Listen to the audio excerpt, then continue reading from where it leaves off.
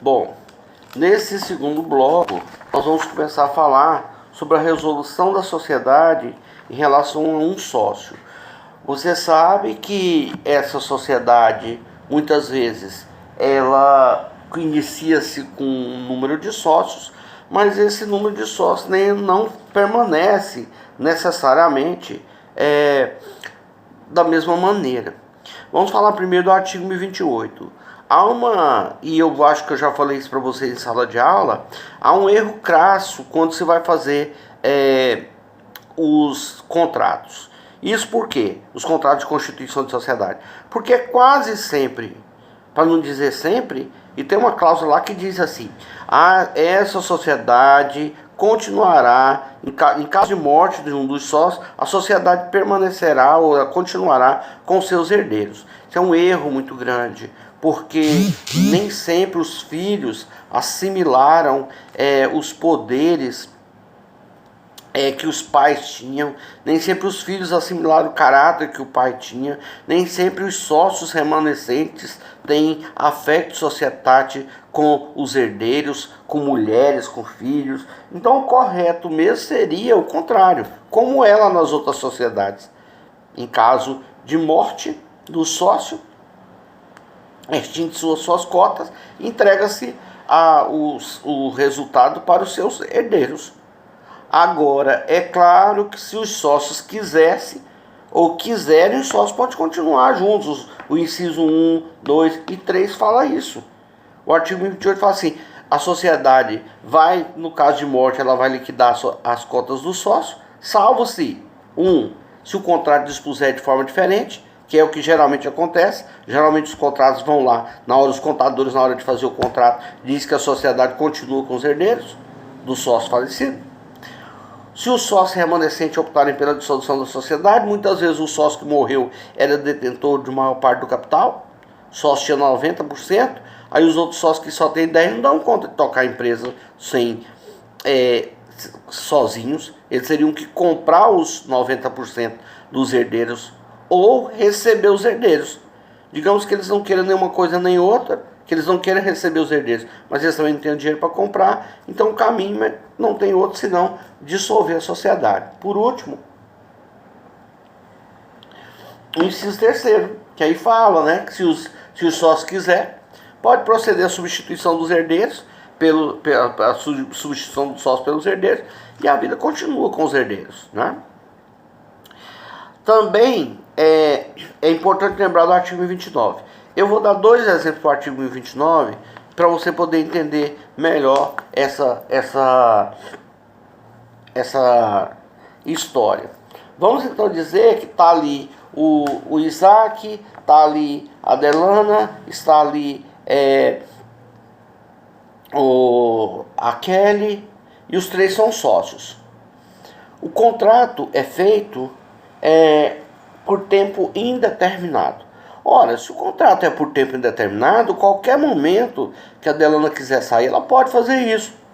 Ela só precisa avisar com antecedência, a lei fala em 60 dias. Ela vai lá, faz um comunicado oficial aos seus demais sócios e diz: olha, eu não vou mais querer ficar sócio de vocês. Vocês têm opções. Vocês podem comprar as minhas cotas e continuar, a gente dissolve a sociedade, ou senão vocês me dão a minha parte e reduz o capital social da empresa. São 3 situações que podem acontecer.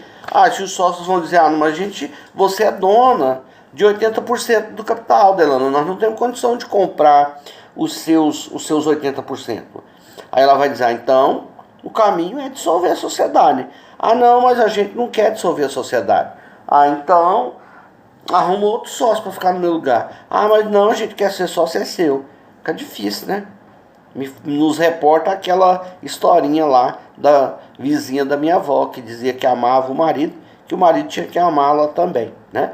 Então, não é bem por aí, né? A qualquer momento, a Adelana pode sair da sociedade. Basta ela avisar com 60 dias de antecedência, prazo esse que oportunizará para os dois sócios, né, a eles procurarem, então, meios ou para comprar a parte dela, ou para colocar outro sócio no lugar dela que vai suprir o capital dela, ou simplesmente fechar a empresa, né? Já que eles não têm condições de ficar.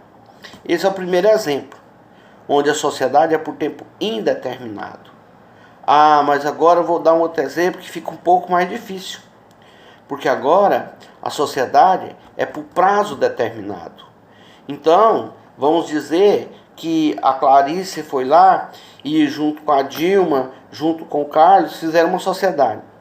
Ah, uma sociedade é uma banda para tocar e essa banda estava muito animada e eles de aqui a colar eles faziam contratos esporádicos com as prefeituras, cantavam, tiravam um dinheirinho, são artistas, né?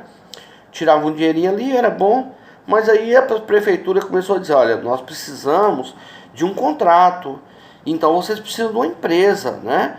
Uma empresa firmada. Aí os meninos chegaram e disseram, não, então vamos fazer uma empresa por um ano, 12 meses. Beleza, foram lá, fizeram a empresa por 12 meses, né? Entraram com dinheiro, a Dilma entrou com uma parte do dinheiro, a Clarice foi lá, entrou com a outra parte, o Carlos entrou com a outra parte, e eles iniciaram a sociedade. Lembre-se que essa sociedade agora não é igual àquela outra lá da Delana. Essa aqui tem prazo para terminar. Ela só encerra no dia 31 de dezembro.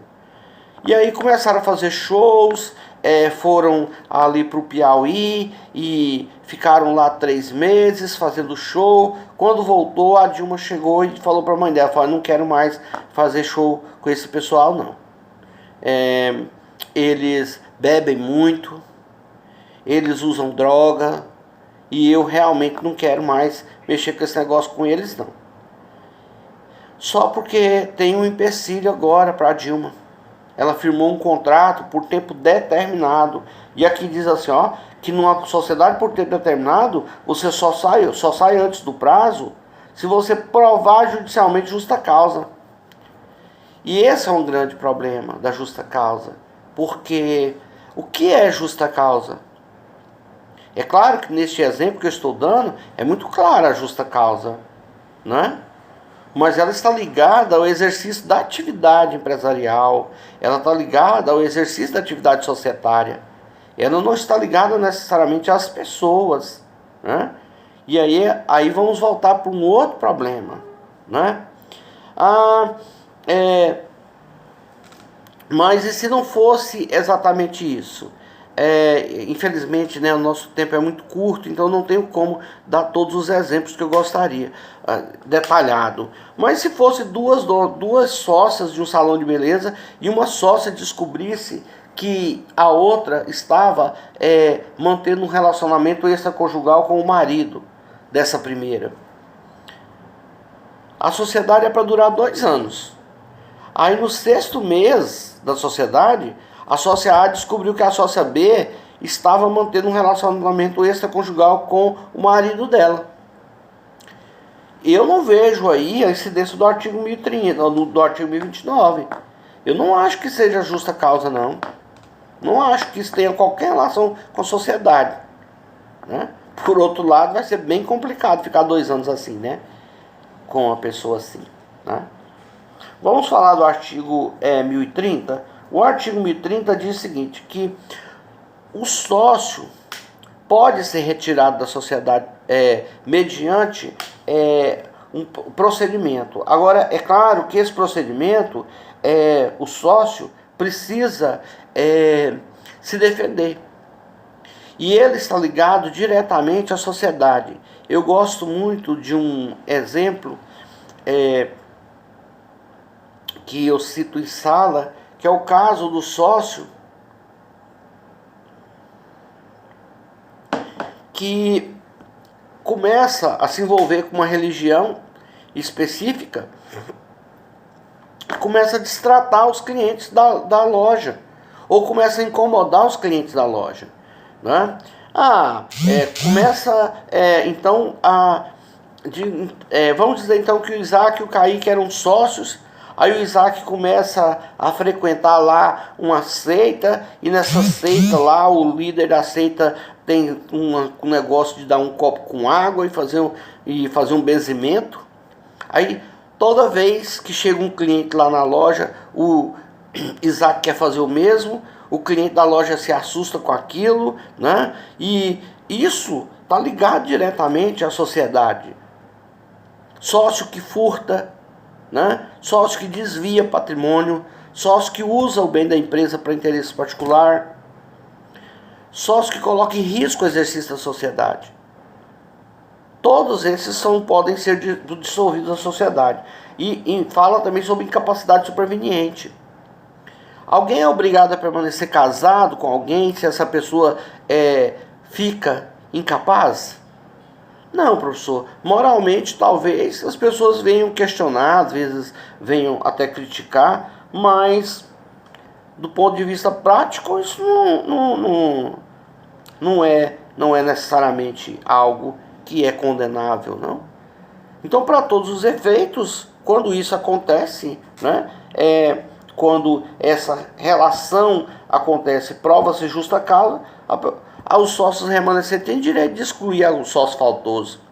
Sempre lembrando que o sócio faltoso precisa ser notificado antes, ele precisa apresentar defesa, ele precisa se manifestar para depois, então, os sócios decidirem, né, sobre isso.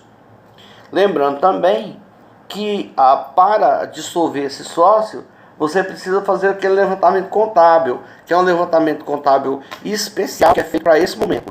Levanta-se o ativo, abate-se o passivo e o saldo remanescente, do saldo remanescente tira-se o percentual de participação daquele sócio faltoso e entrega para ele, né? Se ele causou algum prejuízo para a sociedade, abate o prejuízo que ele causou à sociedade e o restante entrega para ele, né? Para ele viver a vida dele, né? Longe dos sócios. E o artigo 1032 é uma repetição do artigo 1003, porque lá fala assim que o fim da sociedade, né, a saída do sócio, a exclusão do sócio da sociedade, não exime de responsabilidades existentes durante o período que ele estava lá, por até 2 anos. É a mesma regra do artigo 1003, né, onde fala que os sócios vão ser responsáveis, junto com o cedente, por até 2 anos, por tudo que aconteceu na empresa, até a data da averbação da sua saída.